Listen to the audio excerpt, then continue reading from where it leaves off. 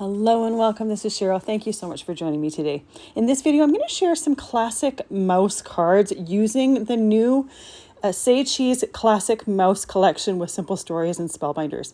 We have the Steamboat Willie press plate as well as the Steamboat Willie duo. Now I love the fact that you can do the hats with them, but I'm going to do them without the hats. I opted to omit them for the cards that I was creating here. There's also so many different choices for hand placements, and I love that there's so many different options. We have the classic mouse alphabet. Now this alphabet is really quite large for cards, so you'll see how I scale it down and shorten things. And then we also have the classic mouse numbers. Now these would be both perfect if you wanted to use them in scrapbooking with the classic mouse, the Steamboat Willie duo, they'd be perfect. Then we have the flags and banners, perfect for celebration cards.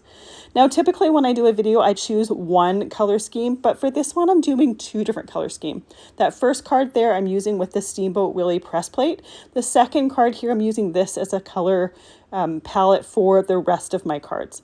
Now, because Steamboat Willie only came out in black and white, that's why I opted to do the more sepia, vintagey colors for doing that press plate. But I thought the other dyes in the collection could lend themselves to a little bit more classic mouse colors with the bright, vibrant colors.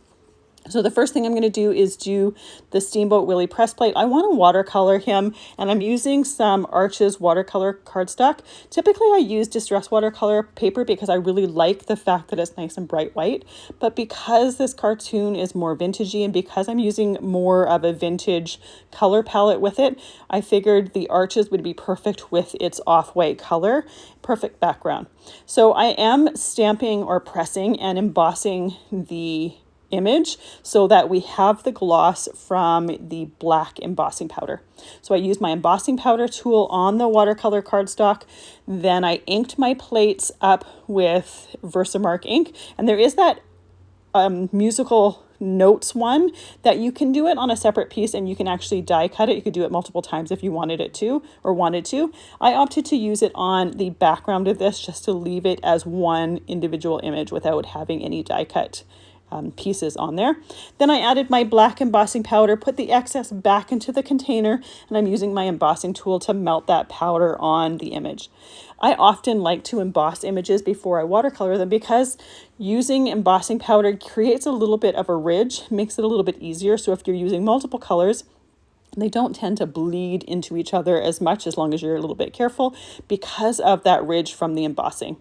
Now, I am doing this in a neutral vintagey tone, so I'm actually only going to use one color for the entire thing. I'm using some Frayed Burlap Distress Refill. I have all my refills in this ink palette. This is an alcohol ink palette, but I have one of each color in here, and I often use them for watercoloring. I love the fact that they're already hydrated, so it's not like I have to hydrate different inks, and they're really nice and pigmented, so I can get some nice dark versions of the color that I'm using, as well as some really light watered down versions. Now, I've never watercolored an image in one color before, so it's definitely a little bit more challenging to think about where the lights and darks would be and to make sure that I can see some contrast between different pieces of that image. I started with the water, and I didn't color the entire water. I just did the top part of it, the darkest part of it. I'm going to do something else with the water, and even though you're going to see the underneath part in that it's not colored, I think what I do to it is enough that it doesn't necessarily need to be. So while I was watercoloring this, like I said before, I'm only using one color, but I was fairly mindful to try to put lights and darks beside each other to get a little bit of contrast. I did do some shading to make sure that there was some visual interest to it. I didn't do it all one even color tone throughout the different areas that I was coloring. I made sure that there were some shaded areas and some highlighted areas. I have a watercolor brush here that has water in the handle, so anytime I need to clean my brush off, I have a piece of paper towel to the side that I just wipe it on. If I need to completely clean out my brush when I'm working with multiple colors, I can squeeze that handle, water will come through the bristles, and I will have a clean brush for the next color. Obviously, because I'm only doing one color here, I didn't need to clean my brush off to make sure that I had a completely clean brush for the next color. However, there was some times when I was doing using dark colors that I wanted to have a lighter tone. So I did take the excess ink off on that paper towel, and that way I could control the colors. Now, if I happen to get it a little bit too dark in an area, what I would do would be clean off the excess ink off my brush and then use a clean brush to remove any excess ink that might be on the area that I wanted a little bit lighter. Now, I wouldn't wait a while to do that. I don't want that ink soaking into the paper because it's a lot harder to get it off. But while it's still wet on the top, if you're quick enough, you can easily take some of that excess ink off. So I do watercolor with my cards enough that I know how much time I can wait. And usually it's not very long. I don't want to wait for it to completely soak into the paper. I want to do it while it's still wet on top. That's the easiest way to do that. So with my image done, I want to add a little bit of texture to that water. And the way I'm going to do that is with some transparent gloss texture paste.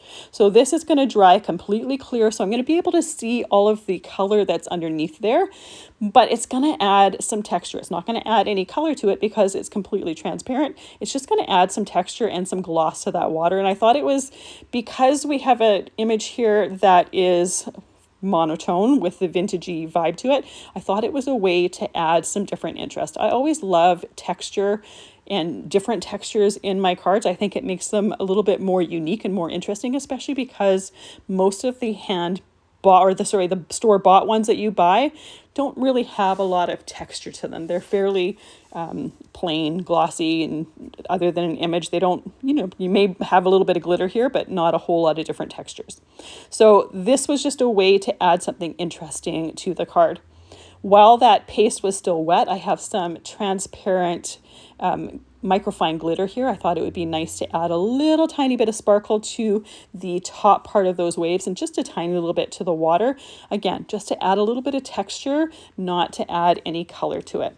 So I set that aside to dry, and I actually did this the day before I was filming the rest of my video and let it dry completely overnight to make sure that it was totally dry before I trimmed it down for my card.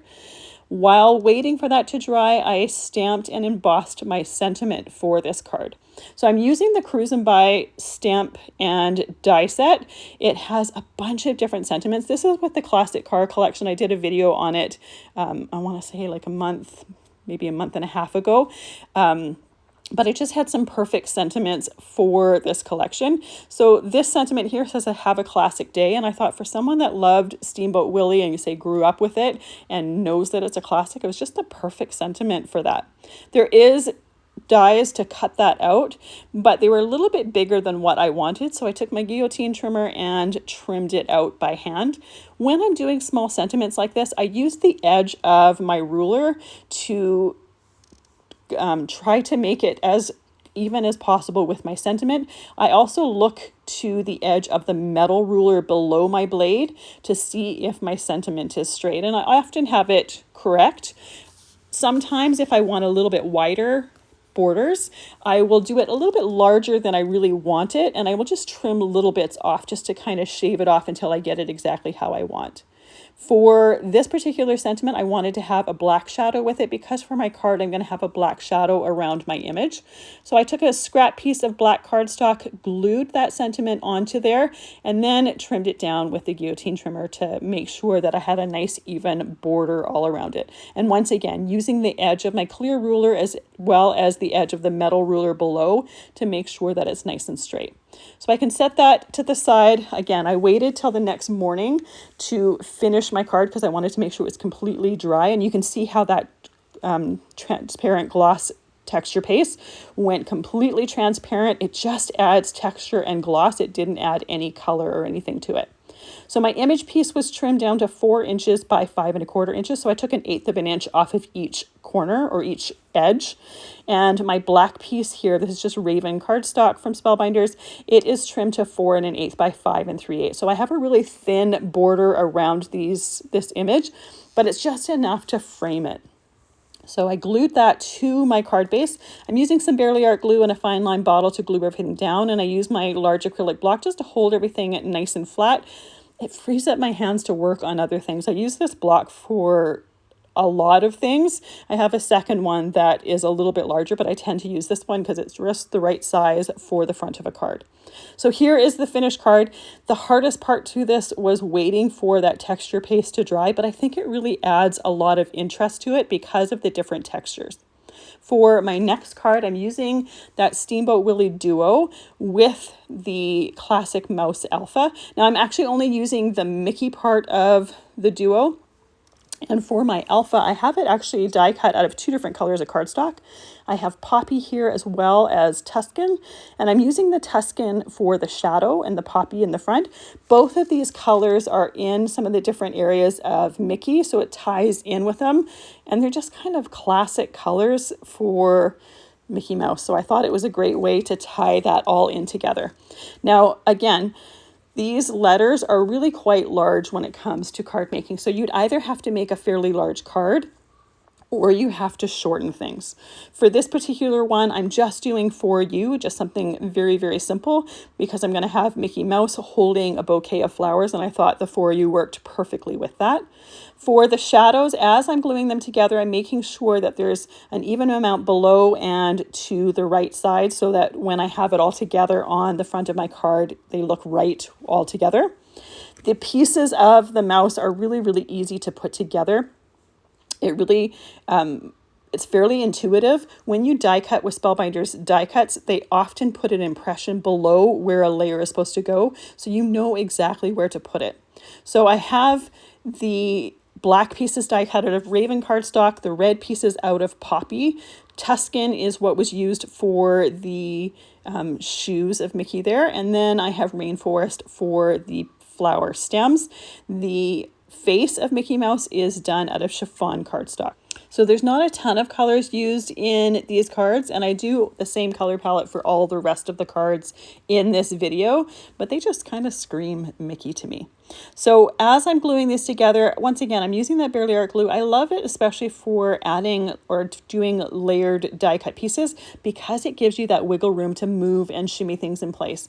And when it comes time for little teeny tiny die cuts, I will use some reverse tweezers for them, depending on the size of them. Sometimes, even if they're small, you can get a good handle on them and still put glue on them without getting glue all over your fingers. But when it comes to Minnie, I do use my reverse tweezers because there's some really, really tiny pieces that just work a little bit better by having the tweezers to put them onto or put them in place. For the flowers, I die cut those out of Poppy cardstock as well as the Tuscan cardstock. I wanted a combination of the different colors so you could see some of those individual flowers. I die cut 3 of each of the colors, but I only die cut 5 stems. I wanted to have an odd number of stems. The last flower, I'm just going to tuck behind the bouquet, pretend that it has a stem to it. You're never going to notice that there's a different number of stems to flowers. Or really, if someone notices, then they're being super observant. Once again, for all of the rest of my cards, my black mat is trimmed to 4 1/8 inches by 5 1/4 inches. For all the rest of my cards, I have windy cardstock for the background. I wanted something that had a little bit of contrast to the images, but I didn't necessarily want to do white, so I thought windy was the perfect one. You could even do fog cardstock here where it's a nice light gray color, but it still isn't white. As I'm gluing my letters on, I'm trying to keep them as centered as possible. So because each of the letter or the number of letters for each of the words is 3, I just started with the center letter, which happened to be O for both of them, and then did the 2 other letters on either side. And I wanted to do the sentiment first and then put Mickey on top so that if there's any overlap, that part of Mickey or the flowers were overlapping on top of the letters. And I think those letters are big enough that you could still see even if you had just a tiny little bit of it covered. So the design for these cards are really, really quite simple, but because of the colors of Mickey and the accessories and the letters, they're nice and bold. Now, there is a slit for Mickey's little finger there for him to hold that bouquet. So as I was gluing it down, I did pull his finger out a little bit to make sure that I could put those stems right behind his little thumb there. So it looks like he's holding them and not just an open hand with flowers kind of laying on top of it. So as I'm putting the flowers in his hand, I am working kind of from back to front. So I started with it a little bit higher than I want the center of my bouquet, just to make sure that I didn't have all the flowers right in Mickey's hand, that I had a little bit of room to be able to see them all. And I tried to make sure that I didn't have two red flowers right beside each other, so I kind of alternated them so you could see there was a cluster of a couple different colors. To add just a little bit of extra texture, I just used a tiny dot of stickles in the centers of each of those flowers, again, just to give it a little bit of extra texture, and then I set that aside to dry. For my next card, again, a nice simple card here. I only did the Mickey and the Minnie heads for this particular one. I think you could even do a word card where the letter O was substituted with the Mickey or the Minnie head. I think it would work really well to do that. I didn't do that for this video, but it was one of those ideas that came after I was done. I'm like, oh, you could have. But again, the letters themselves are really quite large, so it would have to be a pretty short word in order to do that. But for, say, a scrapbook page title, it would be absolutely perfect to do a title, and any of the circular letters, say like O, would be substituted for the Mickey or the Minnie head. So once I have those heads together, and there's really only 3 pieces to the head. There's the black piece, the chiffon piece, and then there's a little red piece that goes behind his tongue. There is little eyelashes for Minnie that I thought looked a little bit odd, having only one on the far eye. So I thought I would die cut a second one and put them on the closer eye. However, once I had it glued on, I thought it looked even weirder, so I ended up pulling it off right away. So I wanted to keep that in the video so that if you, like me, thought it was a little odd that there was only eyelashes on the far eye, that's what it looks like if you put eyelashes on the closer one. So again, to me, it looked a little bit odd. Maybe it could be adjusted a little bit so it didn't look quite as odd, but I thought I would share that. I tried that with you and I didn't really like how it turned out. For this particular card, I'm using the Polaroid frame from the Memory Frames die set. This was with the Winnie the Pooh themed die set that came out a couple months ago. I will also be using something else from that collection in my next card. I'll share that with you then. But I thought this frame was a great way to just add a little bit of a different element to the card by framing it. And then I took one of the sentiments from that Cruisin by stamp set and I stamped it on the bottom of that little Polaroid frame.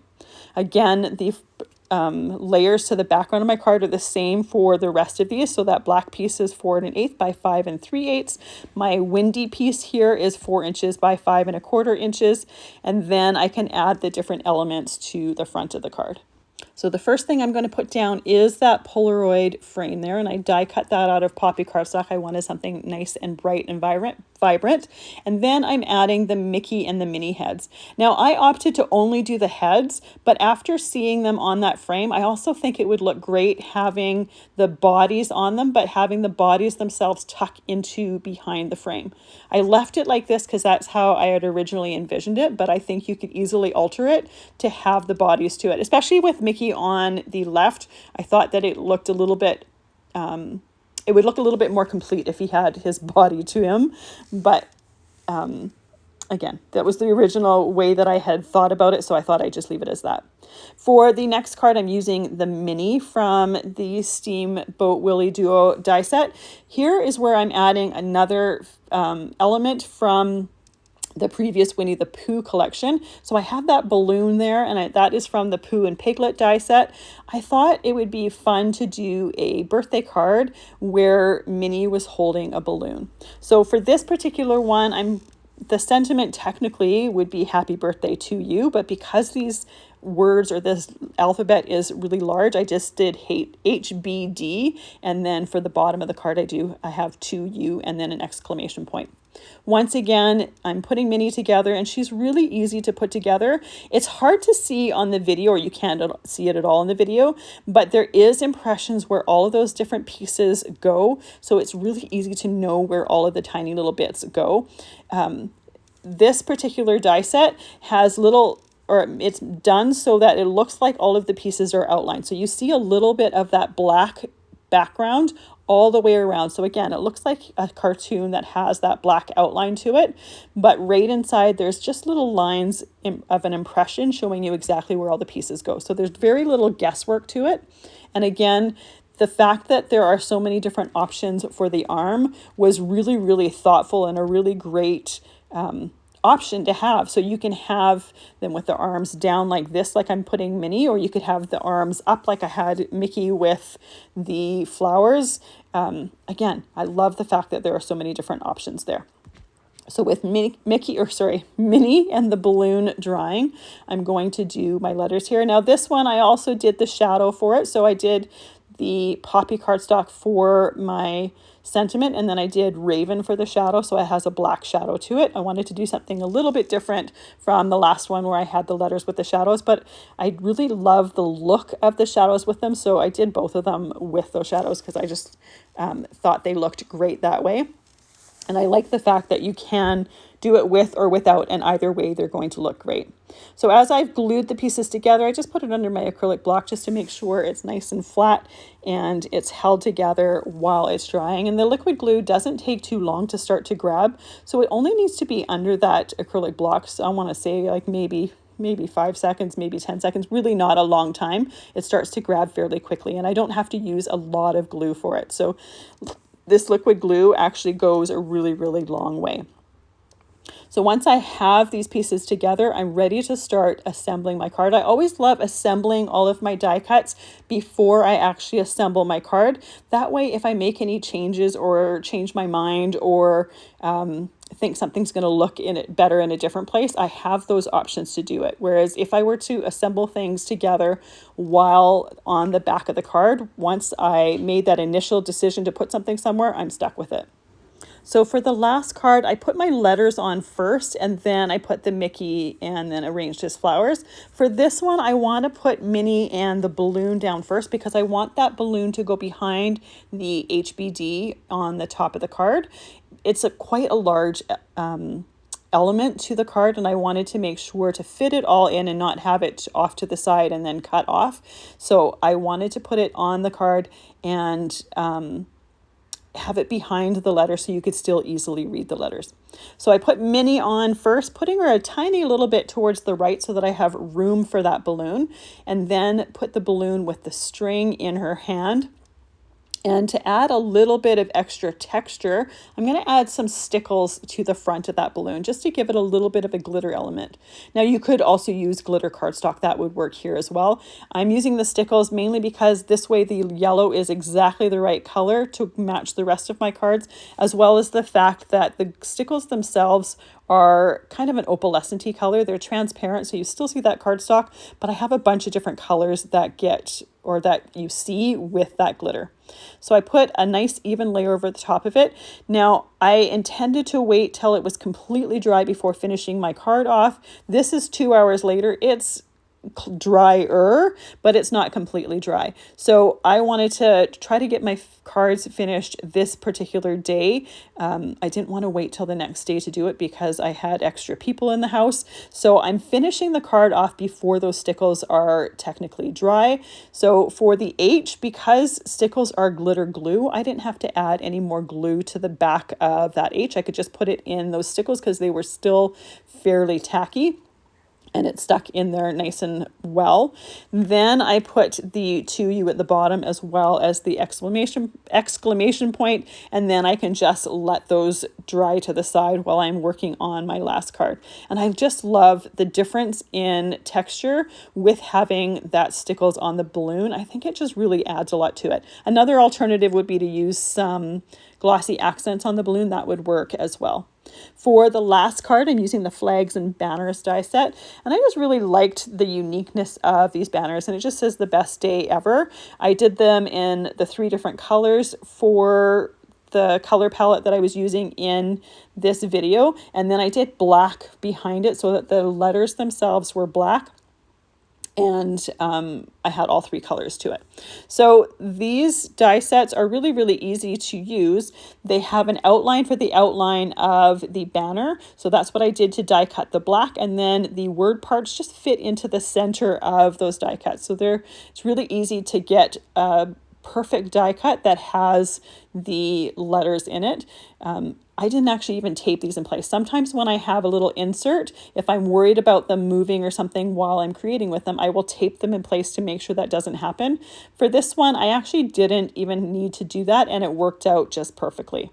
So after all of those flags are done, I'm going to do the little rosettes. The little rosettes, there's two pieces to them. There's the black background piece that I die cut.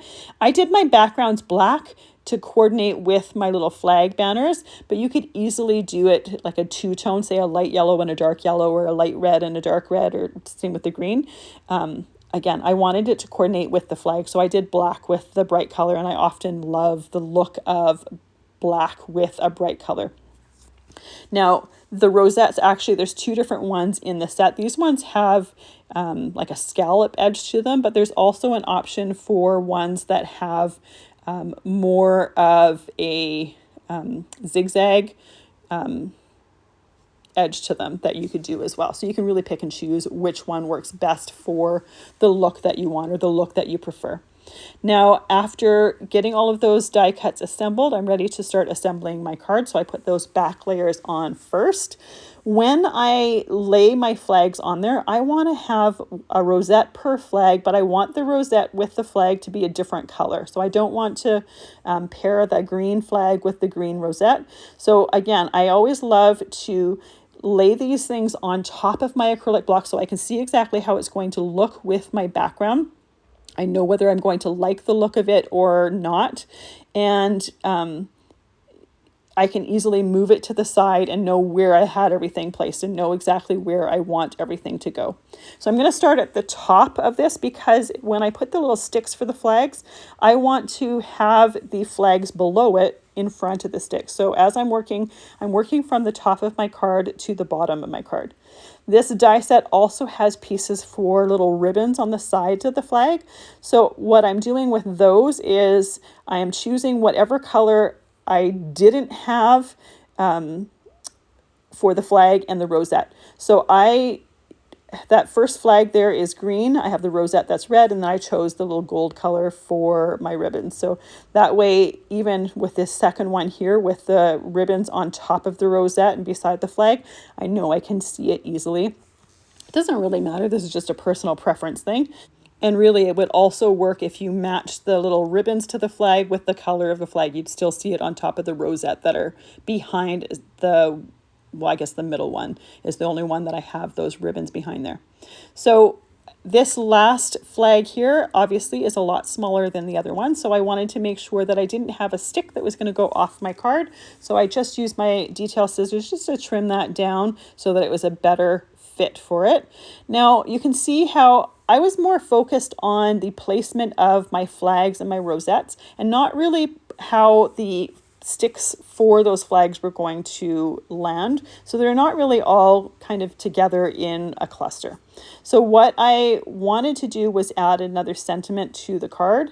I wanted to use the letters, the classic mouse letters, but anything I came up with that went well with that best day ever, it was just too big and it wasn't going to work well for the front of the card. So I opted to use that Cruisin by stamp set and just use the happy birthday set or the happy birthday stamp, stamped it with some black ink. And once again, I'm going to use my trimmer to trim it down and I'm going to mat it with black.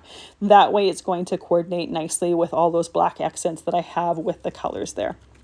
So once I have that trimmed down, I can glue that right onto a scrap of black cardstock. This one here, I trimmed a little bit bigger than my last one. So I wanted to use a scrap that was just a little bit bigger just to make sure that I had enough room. And I'm also going to make the mat for this just a little bit bigger. So you can really customize how big or how small the mats that you make for them are. And sometimes I'll do sentiments where I trim them down and I don't use a mat for it. It really just depends on the look that I'm going for. Often though, if I have a mat around the image piece, I think it looks nice to have a mat around the sentiment that I have on the card. So after I have this done, I'm ready to put it right onto the front of the card. And I always use scraps for things like this. I don't cut into a large piece of cardstock. Anytime I'm die cutting, I often have those scrap pieces. I have it right into, or put it right into the bin. So you can see how adding this right to that front of the card, it just kind of tied in all of those sticks and made them not look like they were just floating in the air there. So this is just a fun one. And even though this is part of this collection, I think this would work well in any color palette, and you don't necessarily need to use it only with things for this collection. It's just fun for a best day ever card. Then we have our happy birthday to you, Minnie. And I love the texture that the stickles give the balloon there. It just adds a little bit to it and really catches the light when you tilt those into the light. Then we have our adventure Polaroid with Mickey and Minnie. And once again, if you wanted to, you could add the bodies to Mickey and Minnie. I wanted to do something where I just used the heads for something, which is one of the reasons why I opted not to. And I think it's adorable, but I think they would also look great with those bodies. Then we have the For You card with Mickey and that cluster of flowers, and that very first one with the Steamboat Willie. I just think that's just the most adorable image, and it was so much fun to watercolor, and a nice challenge to watercolor in only one color. Thank you so much for joining me today. I really appreciate all the time that you spend with me. I hope you have a fantastic day.